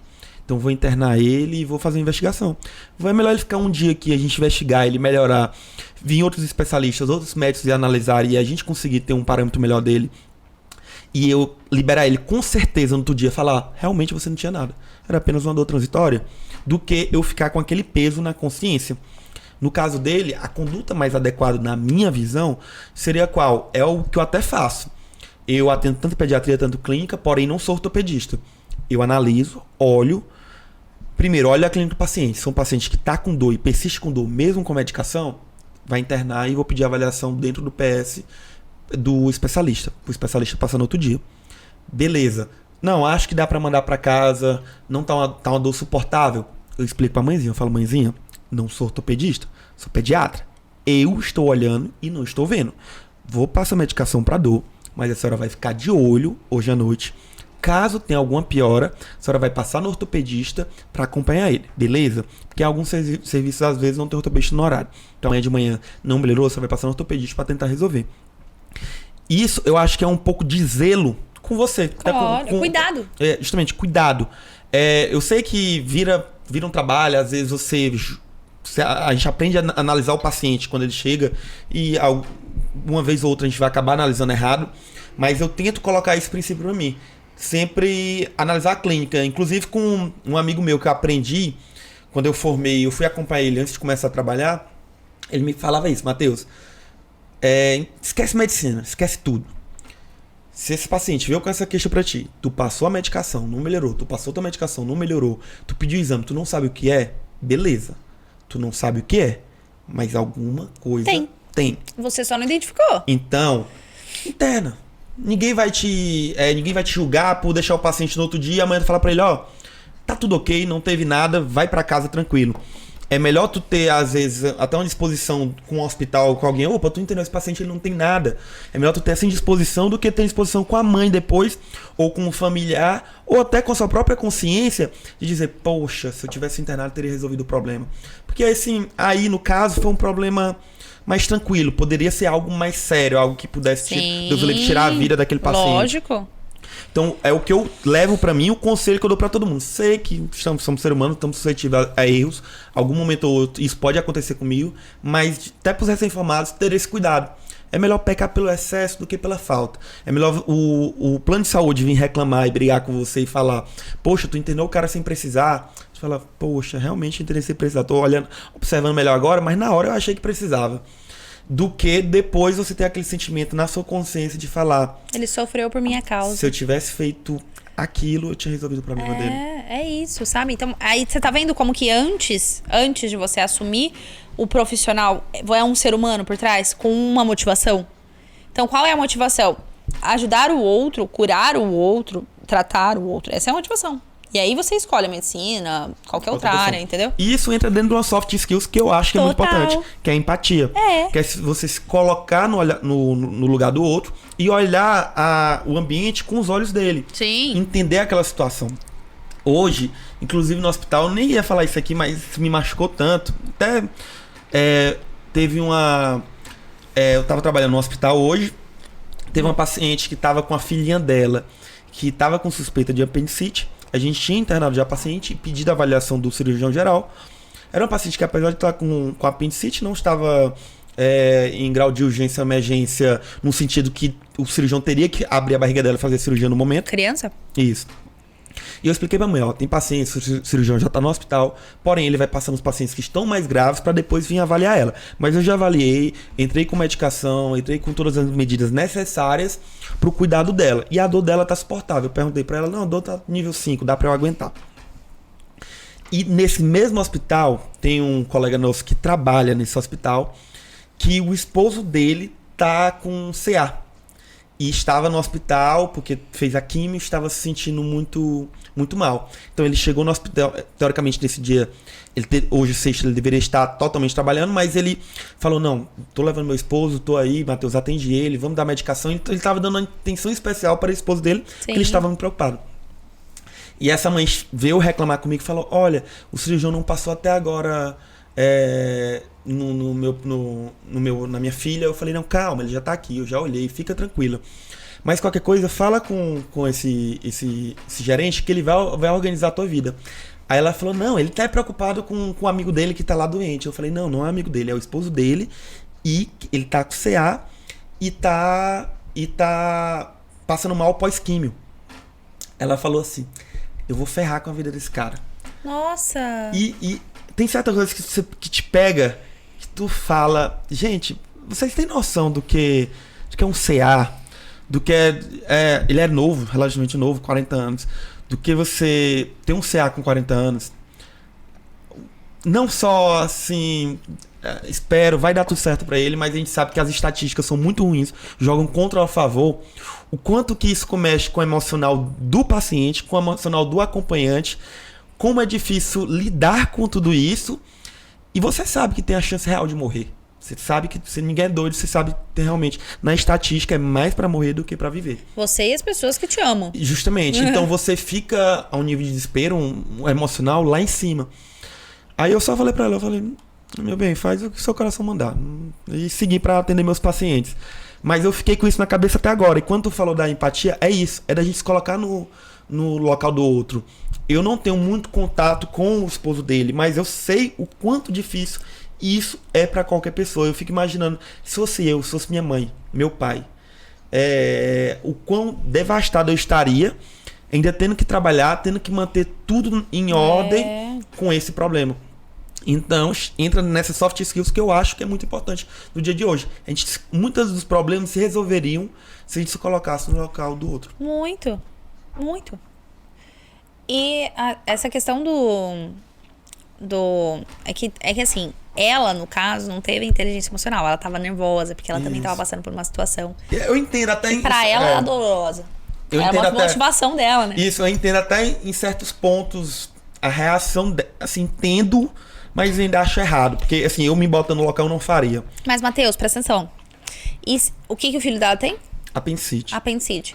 Será que aquela apendicite não foi a maior prova que ela já teve até hoje? E não, isso, como eu te falei, eu entendo o que ela falou e não concordo por mais outro ponto. Porque antes disso eu fui lá, como clínico, expliquei, eu falei, eu avaliei, fica tranquila, fica sossegada, não se preocupe. Então assim, eu mostrei por A e mais B, não que não merecesse atenção, mas sim que estava dentro da programação normal do hospital. Mas tá com medo. Isso, pessoa eu concordo. com medo. Aí você vai... Quando você tá com medo, eu tô aqui com medo, tô aqui aflita. Eu já tive um incêndio, eu já vi presença, quase morri num incêndio. Aí começa a sair uma fumaça ali, ó. Deixou queimar o negócio, tá saindo uma fumaça. Eu começo a ficar com medo. Você fala assim, calma, é só uma fumaça. Não adianta você falar, calma, é só uma fumaça. É um gatilho, eu tô com medo. Não tem essa, meu coração vai sair pela boca. Eu já tô imaginando aqui pegando fogo. Eu já tô na minha memória trazendo o que eu vivi. Então, talvez pra ela, essa situação da apendicite seja assim, é o pico de medo que ela tá sentindo na vida, que é o filho dela. E pode sim se comparar ao medo dele, do seu colega. Porque pra ele isso é o pico. Lógico que uma doença a gente não pode comparar com a outra. Mas em nível de amostragem, os dois estão vivendo um pico de medo. Entendi. Entendeu? Não, como eu falei, eu entendo, só ainda acho... Não fez sentido pra você. Não acho entende, inadequado. Você teve a empatia. Isso. Falou, olha, tá tudo bem, mas não faz sentido. Eu me coloco até na posição dela. Se fosse com minha filha, que estivesse lá, eu ia ficar extremamente, ia estar desesperado. Como eu te falei, eu sou ansioso, ia ficar triste, ia ficar agoniado, querendo resolver aquele problema a cada momento, mas eu nunca falaria isso. E assim, se fosse minha mãe, se eu fosse o filho e minha mãe estivesse lá, tem algumas situações que eu vejo no hospital que eu falaria, mãe, não, sossega, por favor, relaxa, calma que também... Tem gente na pior, mãe. E assim, e não é por aí que vai resolver. Não é isso que vai resolver o problema da minha filha, não é isso que vai salvar minha filha. Eu entendo. Eu entendo a situação dela, porque como eu falei, a gente lida muito com emoções, mas ainda acho errado. E me tocou num lugar tão grande que, pra mim, câncer é uma coisa assim, que me toca, que me deixa muito triste, que eu falei, como é que a pessoa fala um trem desse? Eu fiquei olhando, eu falei, mas... E não adianta eu explicar pra ela, não adianta eu discutir. Aí eu só tenho que seguir mesmo e... Ela tem outras dores. Isso. O câncer é a sua. Isso, lá na frente ela vai entender o sentido de tudo isso. Vamos agora entender, que eu quero entender, como essa programação neurolinguística, que eu vi que tu falou, acho que é no teu Instagram que tem, de neurocoach, é a programação neurolinguística? É a mesma coisa, né? Seria de entender o funcionamento do cérebro, como ele funciona, para daí a gente programar. Não tem diferença de neurocoach para programação neurolinguística. Não, no final das contas a gente faz as mesmas técnicas. Entendi. E outra coisa que agora é curiosidade minha, esse curso de persuasão, foi que tu falou? Oratória? Não, oratória não. Tem um dos que tu falou, que tu foi falando de comunicação. Sim, eu fiz de argumentação. Isso, me explica mais sobre. A argumentação... Olha, explica mais sobre... É um curso de coach separado? Não é curso de coaching, não. É um curso de desenvolvimento pessoal. Desenvolvimento pessoal separado. Sim, pra você compreender a maneira como o outro se expressa. Você já leu as 5 linguagens do amor? Não. Pô, tem que ler. Vou ler. Inclusive, eu vou comprar e amanhã... Hoje eu tô lendo 2 livros. Tô terminando o do Como Fazer Amigos e Influenciar Pessoas e outro de Soft Skills, que é um colega meu, que inclusive é um podcast que me mandou. Aí, esperar terminar eles. Mas vou ler. Na realidade, tem um na lista também que é o TED Talks. Acho que é TED Talks, que é sobre palestra, como se desenvolver. O Como Fazer Amigos, ele traz bastante dessa questão de argumentação. É do Dale Carnegie, né? Isso, não sei como é que pronuncia também. Dale Carnegie, algo assim, entendeu? Ele traz essas questões de argumentação. Então, assim, ó, você não leu as 5 linguagens do amor, mas eu vou sintetizar pra você entender, tá bom? Um psicólogo que fazia atendimentos familiares, assim, de terapia de família, ele começou a se perguntar, poxa, por que as pessoas, mesmo se amando, mesmo se gostando, ainda assim elas têm conflitos e não conseguem ficar juntas? Ele chegou à conclusão. Ele jogou um ponto mesmo aí, esse ponto é polêmico, viu? Aí dá pra discutir uma noite todinha. E por isso que é um livro, né? E aí o que acontece? Ele entendeu que nós temos linguagens diferentes do amor. O que é isso? É a maneira como eu expresso e como você capta. Então pensa, você sabe falar japonês? Não. Tá, eu também não.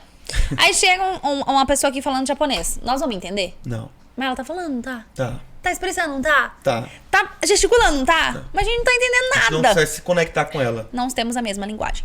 Mas ela tá falando. E a gente tá ouvindo. Mas não conecta porque não tem a mesma linguagem. Ele entendeu que a linguagem do amor é basicamente a mesma coisa.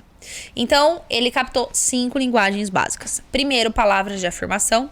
Segunda, tempo de qualidade. Terceira, atos de serviço. Quarto, toque físico. E quinto, presentes. Então, palavras de afirmação são aquelas pessoas que verbalizam o que elas acham a seu respeito. Nossa, eu te acho tão inteligente. Eu acho você bonito, eu te amo, eu fico muito feliz quando você chega. Enfim, ela verbaliza o que ela acha a seu respeito. Isso é palavra de afirmação. Segundo, é tempo de qualidade. Então, são as pessoas que não vão ficar verbalizando o que elas acham a seu respeito, mas chega em casa, coloca o celular no modo avião e fala, e aí, como é que foi seu dia? Me conta. Tempo de qualidade. Olha no olho e foca em você. Terceira linguagem do amor. Atos de serviço. Então, não vai perguntar como é que foi seu dia, não vai falar que você é incrível, mas o que você gosta de comer, passou a tarde preparando, está na geladeira na hora que você chega. Atos de serviço. Quinta linguagem de amor. Toque físico. Então, são as pessoas que gostam, né, de abraço, de andar de mão dada, de toque, enfim, contato. E quinto, presentes. Então, vai jantar, aí vem um bombom, falar, eu vou levar esse bombom. Chega e fala assim, olha, eu lembrei de você. Presentes. Eu tenho uma linguagem de amor. A outra pessoa tem outra linguagem de amor. O que acontece? Eu começo a demonstrar o meu amor através da minha linguagem e ela não reconhece, porque ela tem outra. Porque ela não entende que aquilo é uma forma de amor. É uma forma de amar, exatamente. Isso se aplica na linguagem do amor e isso se aplica também na comunicação. Às vezes a pessoa ela quer comunicar algo pra você, mas ela não sabe comunicar aquilo de uma maneira efetiva. Entende? Ela usa tons, ela usa argumentos, ela usa questões que às vezes não condiz com o que ela tá sentindo na hora. Quando eu fiz o Argumentar, que é esse curso de argumentação, era justamente para entender qual que era a base de argumento do ser humano, mas mais do que isso, em que momento ele está realmente respeitando o que ele sente, o que ele pensa, e em que momento ele só tá seguindo um padrão dele de se comunicar. Pra tapar buraco. Você usa o seu irmão. Tipo assim, ó, meu irmão, ele é assim, pessoa que vê tudo positivo, às vezes não tá nem bem, mas ele fala tal. Então, presta atenção. Às vezes ele não tá nem bem. Às vezes ele não tá nem ouvindo o que eu tô falando, mas ele fala, não, você tá certo. E ele não vai fazer nada. Mas ele fala, você tá certo. A gente tem que entender o que tem por dentro. Não tá certo. Não tá certo, tá tudo errado, porque você não vai fazer o que eu tô falando. Então, assim, você tá falando só pra eu ficar quieto. Quando a gente entende isso, a gente olha pra pessoa, entende de dentro quais são as motivações dela e como ela costuma agir, a gente começa a extrair melhor delas o que elas têm pra oferecer. Isso que tu falou das linguagens do amor é muito importante e eu vejo muito em mim e no meu irmão a diferença. Eu sou muito carinhoso, muito apegado. De toque. De toque, de palavra, de falar, de dar carinho, de estar perto. E meu irmão já é completamente o oposto de mim. Ele é pouco do toque, pouco do carinho, pouco da palavra. Então, eu observo muito isso. Eu vou abraçar ele, ele fica... Acanhado. Isso. Eu falo alguma coisa mais carinhosa. Hoje ele consegue falar pelo celular. Pelo celular ele consegue se abrir mais. Mas, pessoalmente, ele ainda fica mais sério, mais na dele. Brinca e tal, mas não consegue dar o carinho como eu dou. Sim. E isso tá na linguagem. Não que ele ame ou que ele goste menos. É linguagem. Mas a forma dele de transmitir é essa. Então, isso pode atrapalhar algum relacionamento futuro. Exatamente. Quando não tem essa conexão. Atrapalha muito, porque uma pessoa não reconhece. Ela vai embora do relacionamento pra não se sentir amada. Isso. E na verdade, não é que ela só não reconhece a linguagem do outro. Ela tá falando japonês e o outro tá falando português.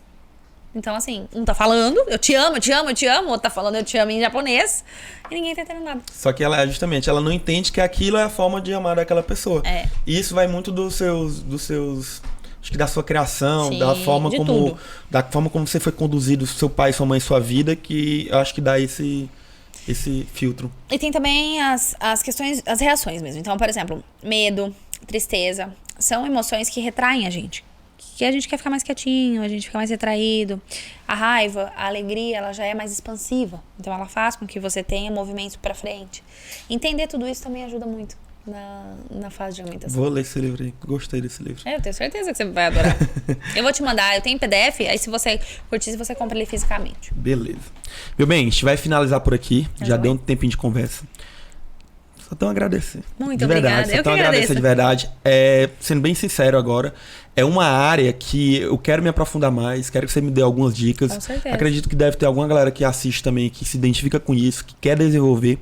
Quero desenvolver mais essa parte da assim, eu me conhecer, eu saber realmente me conhecer e conhecer as outras pessoas, tentar estabelecer perfis e tentar ajudar outras pessoas. É algo que a gente vai discutir sobre, viu? Com certeza, vai ser um prazer te auxiliar nisso. Eu vou ficar muito feliz. Obrigada pela oportunidade. Muito obrigado pela presença. Obrigada. De verdade, compartilhar experiências aqui, eu acho que vai agregar muito a vida da galera. Obrigada. Beleza? Pessoal, na descrição do vídeo aqui vai estar o Instagram dela. Qual é o teu Instagram? @coach.tatiane. Vai estar aqui no Instagram, sigam ela lá. E deixa aqui nos comentários o que vocês acharam sobre o vídeo e quem tem interesse de aprender mais com ela. Abraço, até o próximo episódio.